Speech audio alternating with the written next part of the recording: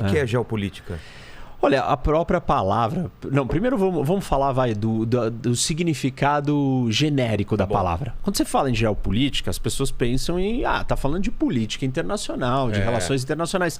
E ela é usada dessa forma, na maior parte das vezes. Sistema internacional, política internacional, questões estratégicas. Mas geopolítica, tecnicamente falando, ou mais precisamente, não é isso. É a combinação de dois conceitos importantes, que é a geografia com a política. Certo. E como que a geografia afeta a política? Então, a geopolítica é uma teoria que tenta explicar como que os espaços, como que lugares criam certas realidades políticas, certas causalidades históricas na política. Então, basicamente, assim, de um jeito simplista, dá para a gente dizer que a geopolítica vai mostrar para nós o contexto que existe na nossa vida e como que esse contexto, né, esse tabuleiro, essa base, essa realidade vai explicar a nossa realidade política. Mas eu vejo também nas suas aulas, nos seus vídeos e na sua participação aqui, que a história está muito presente também. Você não tem como entender geopolítica se não for lá atrás no tempo e entender o que aconteceu, o movimento dessas populações, antigos tratados e tudo mais, né? Então fantástico isso, né? Porque assim, né? As coisas elas acontecem num tabuleiro. E elas acontecem numa realidade. Nós estamos aqui nessa realidade. Qual o tamanho dessa mesa? Hoje ela era desse tamanho. Porque o estúdio do Vilela é desse tamanho. Exato. Daqui 2 anos, isso daqui é gigantesco. Exato. Uma mesa daqui até ali, uma mesa do Putin sentado com o Macron. Exato. Ou com o chanceler alemão a distâncias. E aí o tamanho do tabuleiro cresceu. E a história vai mudar, porque tem territórios diferentes, tem coisas que vão acontecer nesse espaço. Tecnologia vai alterar a geopolítica. Porque que a internet mudou muita coisa, né? Porque muda os espaços, muda a nossa realidade. Eu não sei se na outra vez que eu estive aqui, eu dei o exemplo de que se a gente estivesse aqui nesse lugar e tivesse menos 20 graus, você não estaria vestido assim. Você falou isso. E nem eu aqui. Se isso daqui fosse escuro e eu não conseguisse te ver, eu provavelmente precisaria de um equipamento para conseguir te enxergar. Uma iluminação. A tecnologia está mudando essa realidade. O frio ou o calor extremo precisam ser modificados para que eu e você consigamos sobreviver ou viver em harmonia num lugar. Então, a tecnologia ela vai alterando a geografia, ela vai alterando o nosso ambiente. Claro que essa discussão ela tem um lado polêmico ou assim, que incomoda muita gente, que é, mas você está dizendo que o contexto está dado. Então quer dizer que o destino está resolvido também. Porque se você está limitado por essa realidade, como é que você se liberta dela, entendeu? E não é isso. Porque vem a tecnologia e muda aquela realidade. O Brasil tem uma história dessa. Costumes. Você altera o solo, por exemplo. A tecnologia alterou o solo do Cerrado brasileiro. Essa é uma grande transformação tecnológica que mudou uma realidade. Faz um país que não produzia petróleo, de repente produzir... Isso, os Estados Unidos, com o xisto, o petróleo de xisto, o gás de xisto, que é uma nova tecnologia, um jeito de explorar petróleo, não da maneira convencionais, com grandes poços, mas quantidades de petróleo menor colocadas em rochas, mas você precisava da tecnologia para extrair esse pouquinho que estava no meio das rochas. Tecnologia que mudou isso. Tecnologia de transporte. Exato. Você navegava a vela. Você estava sujeito ao quê? Aos ventos. Aí você tem a propulsão a vapor, mudou a relação que nós temos com a geografia, com as rotas que a gente pode fazer. Eu só podia fazer a rota que o vento permitisse que eu fizesse. Com o barco a vapor, não. E aí, com um super barco numa velocidade mais rápida, todas as tecnologias vão mudando. As rotas de navegação. Se a gente pensa na navegação oceânica pelo mundo, você vai fazer o caminho das Índias. Você vai dar uma volta por baixo da África para subir, para chegar lá. A hora que você constrói o canal de Suez, acabou. Aí vai lá da Rússia com Alasca. Que se mudar, se derreter o Ártico e você conseguir navios quebra-gelo que existem, que vão abrir um caminho no gelo, você vai ter uma outra rota diferente. A tecnologia vai alterar os meios de transporte, vai alterar a relação que a gente tem com o meio ambiente, a relação que a gente tem com a realidade física, não só do ponto de vista de transporte, mas econômico.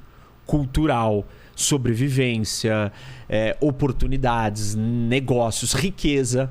Toda vez que alguém fala de petróleo, fala de recursos naturais, fala de agricultura, fala de minério, isso é pura geopolítica. Exato, né? Porque são as coisas da natureza que estão ali para fazer um efeito na nossa realidade. Agora tá essa luta, essa corrida por baterias mais baratas e mais potentes. Imagina alguém descobre alguma aí estão usando um recurso natural, que é o lítio. E aí ele tem em determinados lugares. E aquele país que tinha um recurso natural que não era importante antes, de repente se torna mega importante. Aí a frota está ficando cada vez mais elétrica dos carros. Isso. Começa a ter uma mudança de poder também, que era do recurso natural que estava localizado, que era o petróleo, e a gente deixa de ter o petróleo. O petróleo não foi o recurso natural mais estratégico e importante da história do mundo sempre.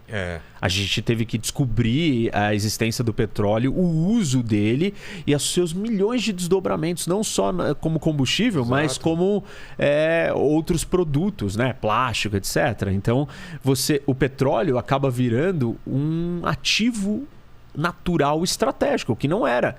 E isso começa a dar poder para aqueles países que têm muito petróleo. Quando a gente fizer a transição para fora do petróleo, o novo recurso natural, e se a gente fizer uma transição, vamos supor, para a energia nuclear, e aí o urânio é o grande recurso. Quem tem mais urânio vai ser mais importante do que quem tem o petróleo. Então, a geopolítica ela está sempre olhando para essas mudanças de rota e de recurso. E o recurso não é só natural, tem um recurso de capital. Que tipo de capital? Sei lá, você criar invenções ou cérebros pensantes capazes de construírem riqueza. Hoje, você tem a indústria da tecnologia muito importante. Por quê? Porque nós estamos na era da comunicação, era digital. Então, aqueles países que conseguirem criar as melhores empresas de tecnologia têm uma vantagem de capital. Isso é uma vantagem geopolítica. Parte da disputa entre Estados Unidos e China se dá por esse avanço de quem vai dominar isso. Nanotecnologia. As novas tecnologias. Rede neural. Robótica, AI. Exato. A inteligência artificial. Então, e você tem players novos agora. Você tinha países e agora você tem mega corporações também. Donas do Facebook, o Meta lá, que tem um poderio de decisão maior que muitos países, né? E não só em capital, mas como ele carrega os dados das pessoas. Eu estava vendo, não sei se foi um vídeo seu também, essa discussão sobre o 5G, né? Isso é muito importante. Muito importante, que a China, o pessoal tem medo... Qual que é a empresa? A Huawei. O pessoal está com medo de deixar ela entrar porque ela vem com a vantagem do 5G, mas também... E aí a Rússia, pela proximidade da China, prefere a China do que os Estados Unidos entrar com o 5G. Então tudo isso não é só... Quem tem a tecnologia melhor? É quem eu vou me aliar, quem eu vou deixar entrar. Cara, é muita coisa. Porque o que a gente tem que entender? Que a relação humana, ela não é pacífica.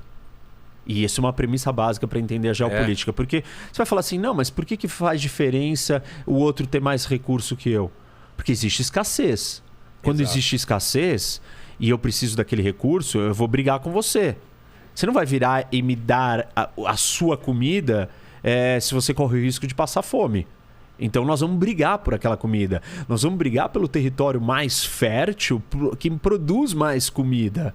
Parte do que nós vamos falar hoje sobre a Ucrânia... Tem a ver com isso. Absolutamente. Gás natural. Isso, tem a ver com aquecer a sua casa no inverno, você sobreviver no frio, a sua indústria funcionar, você ter eletricidade, você ter comida. Então... Mas é isso que é fascinante. A gente vive um momento de paz, né? Durante décadas e décadas de paz. A gente pode dizer que tem uma eclosão de uma guerra aqui ou lá, mas a gente vive um momento de paz, certo? E essa paz só é possível porque a tecnologia, de certa forma, proveu uma certa abundância de alimento. Porque se a gente estivesse vivendo uma escassez, um perrengue legal... São graus de escassez, eu diria. Porque a gente não pontuais, né? A gente não tem abundância plena. Não tem. Por quê? Se tivesse abundância plena, não teria porque a gente ter problemas de um ter uma coisa e o outro não. Exato. Aí não teria esse problema. Mas como existe escassez na vida, e é muito difícil quando você fala isso do ponto de vista de discussões políticas e ideológicas mais profundas, o não reconhecimento da existência da escassez causa percepções sobre a realidade bastante distorcidas. Como assim? Tem gente que não tem isso. Aqui tá isso abundante. É injusto. Não, a pessoa parte da premissa que tem para todo mundo. Que tem água para todo mundo, por exemplo. Isto é uma falácia. Não é? Não, a água tem pra caramba. Isso é uma falácia. Não, temos como dar comida para todo mundo. Não temos. Não temos. Nós não temos essas condições. Por que não temos? Porque existe escassez. Porque você não tem a comida no lugar certo, na hora certa. Ah, não, então tá. Então você tem a comida, mas você não consegue entregar. Não é qualquer coisa não conseguir entregar. Grande problema da Rússia, por exemplo, e eu vou falar disso depois, não ter grandes centros urbanos na grande parte do seu território é porque as distâncias são tão gigantescas que você não consegue levar o alimento até ali. Então não tem como você construir uma grande cidade se não vai ter comida. Então, assim... Muito disso... Água também, né? Água, condições propícias à vida. Quais são as condições propícias? Certos climas são mais propícios à vida humana do que outros. Morar num deserto, seja de gelo ou de areia, não é um lugar habitável. Não é um lugar propício para você construir grandes cidades. Isso pode acontecer? Claro que pode. Dubai é um exemplo disso. Injeção de muito dinheiro. Só que é exatamente isso. Tem um custo ali. Qual o custo? O custo do funcionamento de um ar-condicionado em Dubai. As pessoas, para você ter uma ideia, Vilela, elas passam, deixam seus ar-condicionados ligados 24 horas por dia durante 365 dias por ano. Por quê? Porque você vai gastar mais energia para climatizar a temperatura de novo se você ligar e desligar. Entendi. Então eles deixam ligado. Mas para você deixar toda essa quantidade de ares condicionados ligados, você precisa ter muita energia. E como que eles conseguiram construir no meio do deserto uma cidade daquele tamanho? Com muita energia. Qual a energia? Eles têm muito recurso natural. Por exemplo, gás natural. Então, eles têm um gasto per capita de energia altíssimo, dos maiores do mundo, para uma cidade. E isso é o homem, né? O ser humano vencendo a geografia, a natureza. Só que tem um custo de outro lado. Qual? Ele está usando um outro recurso da natureza também, que pode acabar. Exato. E aí, se acabar, nós precisamos usar um novo recurso. Tá bom, então vai ser a solar, aí não tem problema. Bom, então nós precisamos de placas solares a custos baixos. Nós não temos o cérebro e a tecnologia para ter desenvolvido essas placas solares ao custo tão baixo, factível para construir uma cidade no meio do deserto daquele porte. Ou eólica, ou energia eólica. Isso. Então é uma corrida constante nossa tentando superar o ambiente, o meio ambiente, a realidade física, seja ela com tecnologia, seja ela com inteligência, seja ela vencendo a escassez. E essa escassez ela está distribuída no mundo. Isso causa uma dinâmica de choque, de conflito. Por que conflito? Você vai garantir o seu, uma vez que não tem para todo mundo, você precisa cuidar do seu primeiro. Aí quem é o segundo lugar? Bom, vou cuidar da minha família, da minha esposa, dos meus filhos, dos meus tios, dos meus primos. De quem mais? Do pessoal do meu bairro, do pessoal da minha cidade, do pessoal do meu estado, do pessoal do meu país, pessoal da minha religião, do meu continente, pessoal da minha civilização. A gente não conseguiu formar uma estrutura organizacional de todo mundo cooperando pela humanidade, porque existe escassez. E você, na hora que a sua sobrevivência estiver em jogo, esquece. Você vai defender quem? O seu. Mas você não é justo. Uma discussão complexa, filosófica, moral e ética. O que é justo? Você deixar o seu morrer para dar para o outro? Ou você proteger o seu em detrimento do outro? Mas eu não. Mas isso é muito triste. Não pode ser assim. Pois não pode. Mas existe esse problema no mundo. Nós temos que lidar com essa realidade e a gente faz escolhas. E aí os países, que são essas famílias gigantes, estão disputando esses espaços. E essa disputa não é só porque alguém é ganancioso, egocêntrico e quer ter mais poder e tem problemas mentais. É uma disputa porque você quer a sobrevivência do seu povo. Então você precisa controlar aquele recurso estratégico, aquela comida, aquela entrada, aquela rota. E desde sempre o ser humano faz isso. Na Idade Média... Desde o começo, das primeiras tribos. Colocando muros em volta, as cidades depois com os primeiros bandos. Os primeiros bandos. Os sapiens, né, e os outros andavam em conjunto lidando com a ameaça dos animais. E dos outros. E por que os outros atacavam? Porque eles eram bárbaros, não porque competiam civilizados. Porque eles precisavam caçar, comer e eles tinham medo. O que esse cara vai roubar minha comida antes dele roubar minha comida, antes de roubar minha água? Eu preciso me proteger. Qual que é a melhor defesa? Talvez eu atacar ele antes que ele me ataque.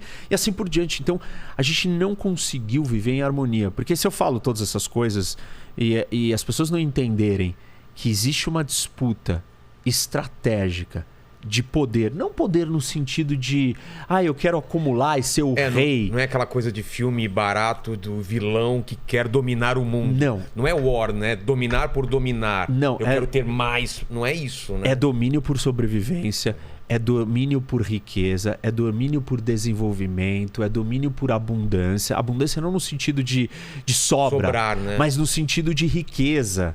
Você quer que toda a população do seu país tenha direito a um transporte de qualidade, possa ter carros. Essa é uma discussão super interessante e difícil no mundo. Nós vamos deixar todo mundo no mundo ter um carro? Isso tem um impacto gigante dependendo de qual é o tipo de veículo que nós teremos. Exato. A combustão, a poluição, os problemas todos que isso impacta no meio ambiente. Não, vão ser elétricos. Bom, tá bom, elétricos, elétrico precisa de energia. Se não é o petróleo, é o quê? É carvão queimando? Não, é nuclear. Não, nuclear eu não gosto. Entendeu? Se não consegue fugir, e tudo isso acaba culminando, né, ou afunilando num grande tabuleiro de disputas estratégicas de altíssimo nível. E esse é um ponto interessante sobre a geopolítica. A geopolítica não é uma coisa do mundo comum, não está acessível a qualquer um. Porque, primeiro que é numa escala muito grande, muito alta. É macro. Macro, e a maior de todas. É o jogo maior do tabuleiro do planeta. É mesmo? É o maior jogo que é jogado. É o maior jogo que você pode jogar. E isso está distante da pessoa comum, né? Pô, minha vida eu tenho que acordar, trabalhar, cuidar do meu problema, chegar ali. Tá me enchendo o saco. Isso, tipo, não, tem um problema em casa, meu filho, eu tenho que ganhar o dinheiro para pagar. Né? É isso, não é o macro. E quem é que estuda isso? São as pessoas que estão preocupadas com a sobrevivência de uma nação inteira. Então, são as altas escalas de poder de uma nação. Então